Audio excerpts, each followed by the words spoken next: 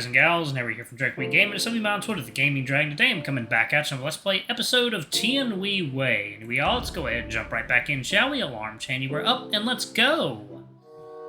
Just thinking about it terrifies me. What terrifies you? What's with your chitty-chatty attitude outside my door? Done with your work already? I looked at the closely shut door and the chilling voice that came from within. Thinking back to all the most terrifying imagery and looking at this uninviting closed door, I gulped quietly. Stop standing around like an idiot and tell me, what is it? It's just Sally wants me to bring some files over. She said that you need to organize them. I'm not free to open the door now. Let yourself in. Huh? Are you deaf? I said come in. Yes. I reached my hand out and pushed the doors open, but the image within my vision is completely different from the abject terror and horrors that I imagined, nor the contrast that I thought of. I can see jewelry of all kinds with varying sizes were placed throughout Mo Xia's room. The gold and silver weaving shone brightly beneath the morning sun, organized neatly together. Some shaped like the wings of freedom, fluttering within the wind, while some became the leaves carried by the breeze. There was also some jewelry embedded with polished gems, reflecting the depth of the refraction from each gem. Like the eyes of the adornment, they looked upon the world with life and mystery within. At the back of the room, a robe with gorgeous embroidery was placed neatly upon the rack. The patterns of the birds, flowers, and the emerald greenery complements each of the elements, like a flowing tapestry, bringing the room some exotic elements. Ooh, that's beautiful. But the most eye-catching sight of them all was Mo Xia, sitting close to the windowsill, with his head slightly bowed and his eyes concentrating on the needle in his hand. One weave, two weave, each movement adding to the completion of another spring scenery embroidery of his.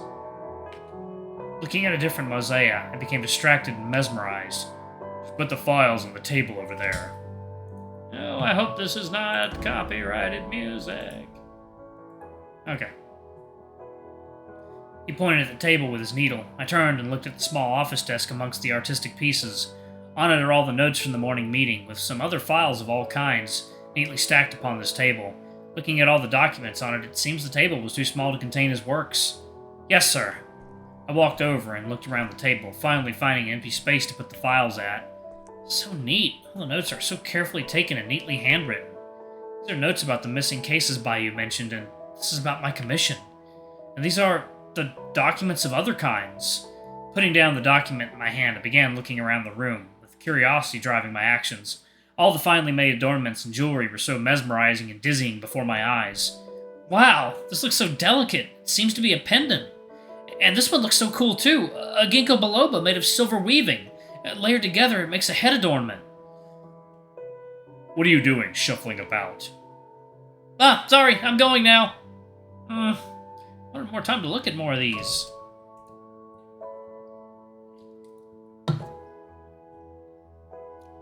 Thinking about what happened last night at the records hall, my ears drooped, scared of getting chewed out again. I decided to flee for the sake of myself.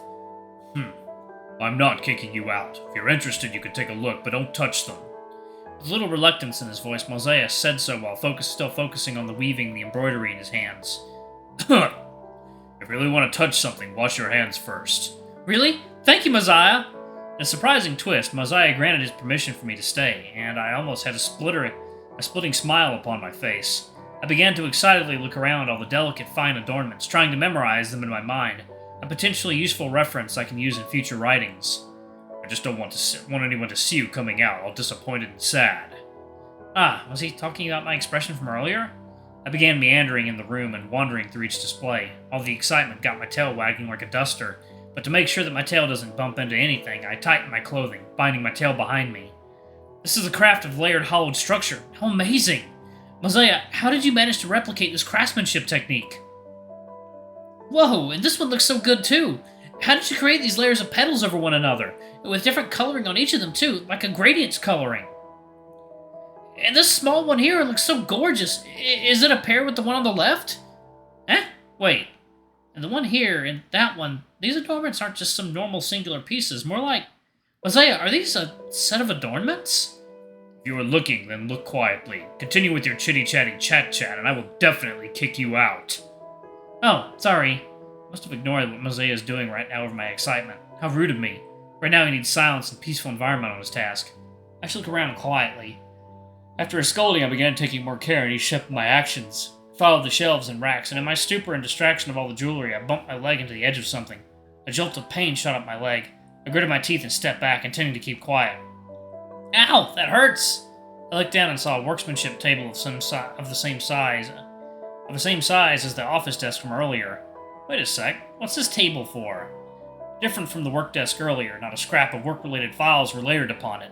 In its place are an assortment of scissors, pliers, glues, and all sorts of tools, with materials like copper wire, silken lines, and scraps of gems. Could this be that Mo Xia's a lover of handcrafting? But all the materials seem familiar. The gem here looks like the earrings from earlier, and I've seen the other half of this. Whatever this is, seeing all these is beyond my expectation from Mo Xia. Can't believe this room is filled with all kinds of jewelry and fine craftsmanship. I thought it would be filled with all kinds of terrifying stuffs. Oh, such as? Weapons, trophies of war, bloodied severed heads. Ah! Halfway through saying all that, I realized I was talking to Mo Xia. With a jolt and grumble, I quickly covered my mouth, hoping this would help in swallowing back all the things I just said. 1 second, y'all. Water time. Guys and gals, and we are back. Let's go ahead and jump back into it, shall we? Okay. What kind of monster am I in your eyes? I meant, I can't work my way through this. I really want to bury myself in a pit somewhere. I turned awkwardly and looked at Mo Xia, setting his embroidery aside, staring at me grimly, like a volcano that's about to erupt at any time. And all I can do is squeeze a smile at him, hoping this could give him temporary amnesia of what I just said. Please, if it doesn't work on him, at least make it work on me. I began wringing my brain and finding a change of topic to elevate the awkward ambience right now. I see this table here has a lot of materials for handcrafts here. Does this mean all the crafts here are made by you? It's fine. You probably didn't hear that clearly. Repeat again, Tex. It's fine. You might have not heard clearly. Repeat again, Tex. Whoa, this is kind of awesome. Alright, Operation Topic Swap is a fail. I need for you to change the topic here. I am not angry. Eh? I don't like repeating what I say. If you have intermittent deafness, go and get Chrono to take a look. Oh, alright. Looking at that expression of his, I was so sure he was about to scold me again. Quickly readjusting his demeanor, Mo Xia walked towards his workstation and caressed over the roughened surface, before picking up a small gem from the trays.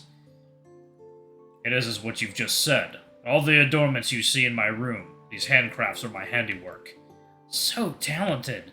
When there's too much thought clogging in my brain to the point I can't work calmly, I take my time here to weave and sew, or do something similar.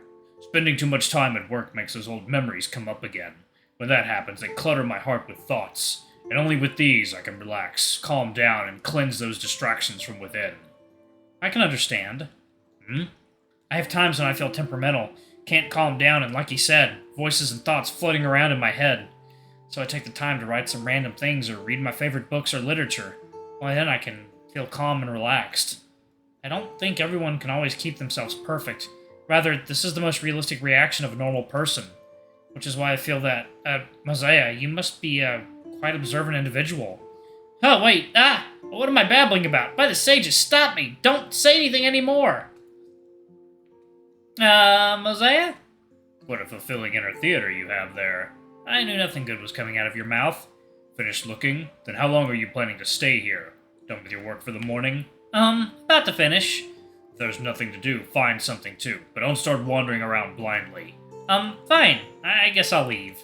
Without further ado, Mo Xia nodded like he always does. I left his room, taking one last glance at the half-finished embroidery on the table. A gorgeous scenery of blue morning glory flourished lonely upon the white silken cloth.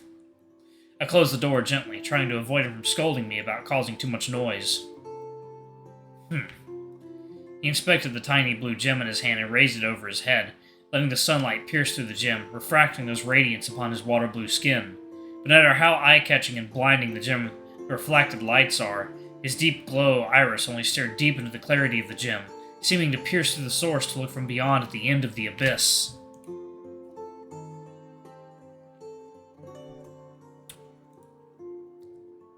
I suppose you'll be the star for my next piece. Originally, I planned to say goodbye to Mo Xia and head straight back to the parlor, but in the middle of the way back, a burning smell from not so far away halted me in my return, even though the smell isn't that choking. Just in case, I decided to investigate the source of the burning smell. Something started burning here. It ain't gonna be good. As I walked down the road, a hasty footstep began resonating across the path. Don't do it! I don't want to be jabbed by needles! Help me! Seeing someone panicking and running away, I quickly went forward to question the situation. Are you okay? What's happening inside? The panicking visitor, upon seeing me, grabbed me by the shoulder while shaking. I could see fear etched all over his face. Are you seeing the demon doctor too? Don't go, I'm telling you! Don't go any further! Or else you'll be roasted, punctured by needles, and even forced to swallow these unknown black substances he made. Oh, what's wrong? So you're alright? I'm fine! You better flee, I'm telling you, or else it'll be too late! Finished with his sentence, the guest rushed off to the entrance while acting all crazed and demented.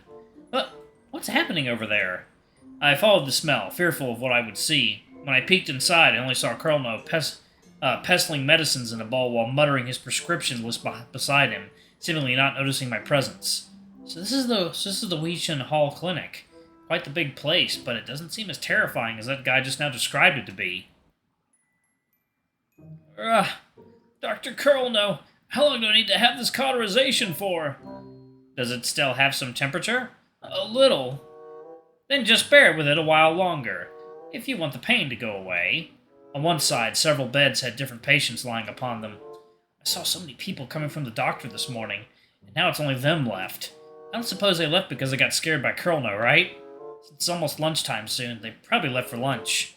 Just then I noticed wisps of smoke coming from the wooden box on the patient's back, fuming from the side and the top. Also upon his back there are several small silver needles quivering in his flesh. Seeing that, I immediately realized where the burning smell came from. Is this what that guy mentioned about roasting and getting stabbed by needles? I have to save this old man if it continues. Sir, your back's on fire. Young man, what are you talking about? Hold still, I'm putting out the fire now. I rolled my sleeves up and walked up, intending to remove the smoking box. What crimes have I committed to deserve your comeuppance and interference, Tex? Just as I was about to take the box away, Colonel grabbed my hand and moved the box back to its original position. Alright, I'm going to go ahead and pause it right there. Thank you all so much for watching. Don't forget to like, comment, subscribe, ring that notification bell, and check out our Patreon and YouTube memberships if you can. It always helps. Anyway, I love you all, and I'll see y'all in the next video. Bye-bye!